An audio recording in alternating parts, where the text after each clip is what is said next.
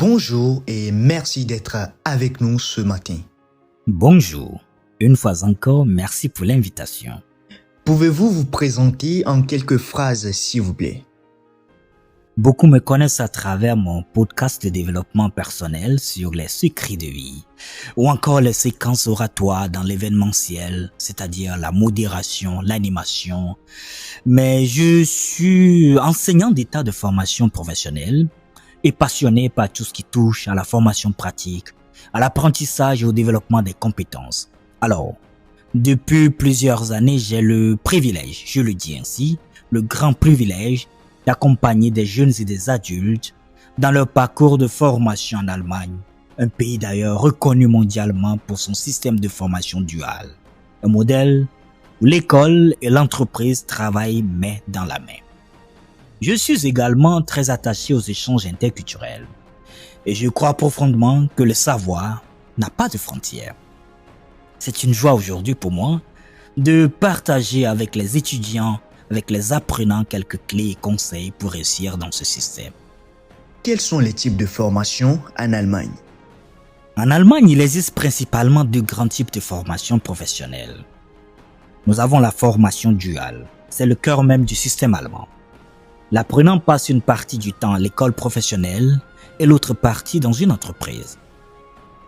Quelqu'un qui veut par exemple devenir mécanicien, assistant médical, vendeur ou informaticien et travaille 3 à 4 jours par semaine en entreprise et suit des cours 1 à 2 jours à l'école.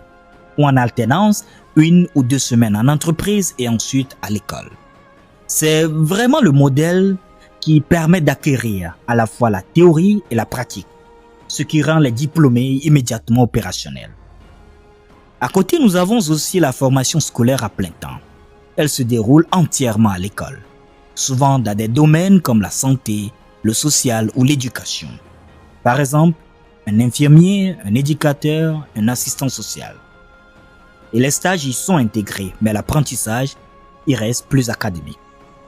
Ce qu'il faut retenir est que, en Allemagne, la formation est une porte d'entrée directe dans le monde du travail. Les employeurs apprécient beaucoup des jeunes issus du système dual car ils connaissent déjà la réalité du métier. Que faut-il pour réussir à trouver rapidement une place de formation en Allemagne? Alors, c'est une question vraiment essentielle. Trouver une place de formation en Allemagne demande 3 choses. D'abord, une bonne préparation. Il faut savoir ce qu'on veut faire. Bien se renseigner sur les métiers, les exigences et les régions où la demande est forte. J'ai accompagné il n'y a pas longtemps un jeune originaire du Togo qui voulait devenir technicien en logistique. Il a d'abord postulé sans adapter ses lettres de motivation. Alors, des mois se sont écoulés sans aucune réponse. Il a écrit, il a partagé des CV sans cesse. Et après qu'on a travaillé ensemble ces documents, il a obtenu illico 3 entretiens en 2 semaines. La différence, elle venait tout simplement de la préparation et de la clarté de son projet. Il faudra bien d'abord se poser de multiples questions. Quelle est ma vision et quelles sont mes compétences, mes points forts ainsi que mes faiblesses? Le second point inédit est la motivation visible. Les entreprises veulent voir que le candidat est engagé, curieux, ponctuel et prêt à apprendre. La ponctualité en Allemagne et la fiabilité sont des valeurs clés.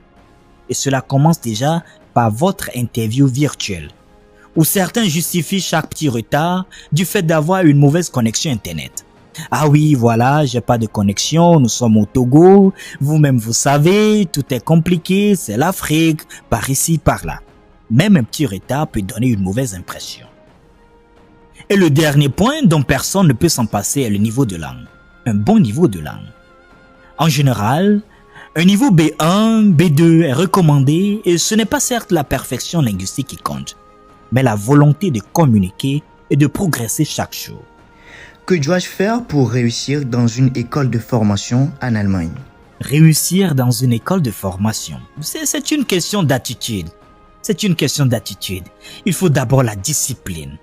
En Allemagne, la rigueur, elle est une valeur essentielle. Il faut être ponctuel, rendre ses travaux à temps et respecter les consignes. Avoir un esprit d'équipe. Dans le système dual, on apprend beaucoup avec les autres. les collègues, les maîtres d'apprentissage, les enseignants. Faut jamais hésiter à poser des questions, à observer et à collaborer. Mais à côté, il y a aussi la persévérance.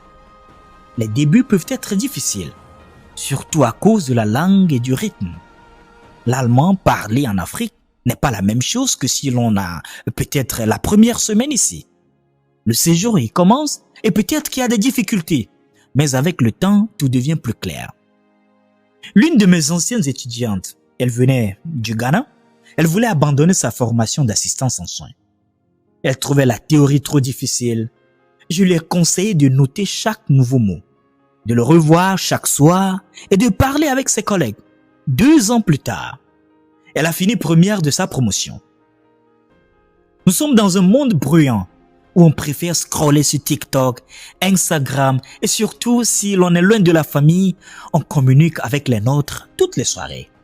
Mais il faudra surtout pas négliger notre mission pour laquelle nous sommes ici. Et moi, toujours mon credo, que je répète à tous les apprenants depuis des années, c'est d'investir aussi un peu de temps pour leur avenir. Il faut avoir aussi la curiosité, être curieux. C'est ne jamais se contenter de ce qu'on voit à la surface. C'est vouloir comprendre le pourquoi. Les choses fonctionnent ici et le comment on peut les améliorer. Dans une école de formation ou en entreprise en Allemagne, la curiosité est une qualité très appréciée. Un apprenant curieux ne se limite pas à faire ce que l'on lui demande. Il observe, il questionne beaucoup, il expérimente. Il ne dit pas seulement « c'est comme ça », mais plutôt « pourquoi fait-on comme ça ?» Et existe-t-il une autre manière plus efficace?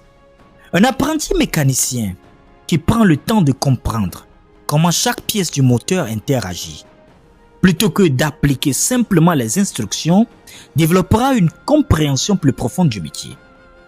Les jours où une panne inattendue se produit, il saura réagir avec intelligence, car il saura déjà la logique du système, pas seulement les gestes. N'oubliez pas surtout, la curiosité c'est aussi une ouverture d'esprit. Un apprenant curieux s'intéresse non seulement à sa tâche, mais aussi à son environnement.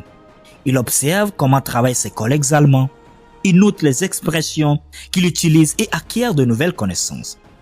Il cherche à comprendre la culture du travail, les habitudes, les valeurs. C'est cette attitude qui permet de s'intégrer plus vite, de gagner la confiance des autres et de progresser plus rapidement. Je me souviens encore, j'ai des anecdotes, Je me souviens encore d'un jeune stagiaire, originaire d'Afrique de l'Ouest, dont je préfère taire le pays, en formation dans un hôtel en Allemagne.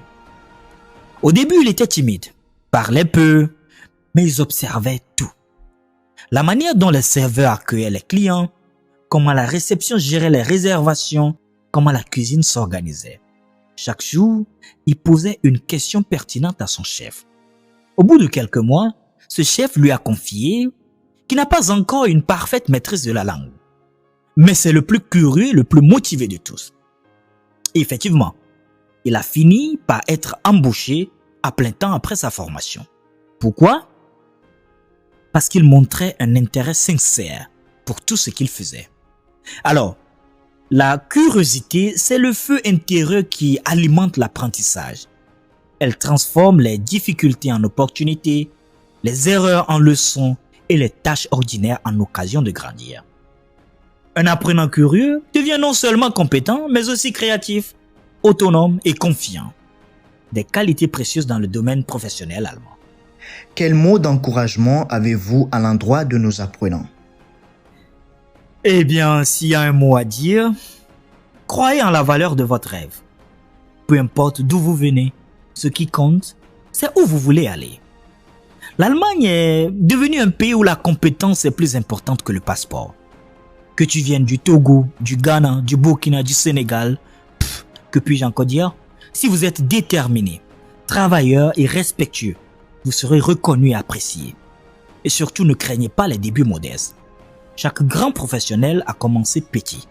Souvenez-vous, comme le dit-on souvent, l'apprentissage est la seule richesse qu'aucun vol, aucun feu et aucune frontière ne peuvent détruire. Alors, soyez juste courageux. persévérant et ouvert. Un jour, vous serez peut-être à votre tour celui ou celle qu'on invitera à témoigner pour inspirer les autres. Je vous remercie.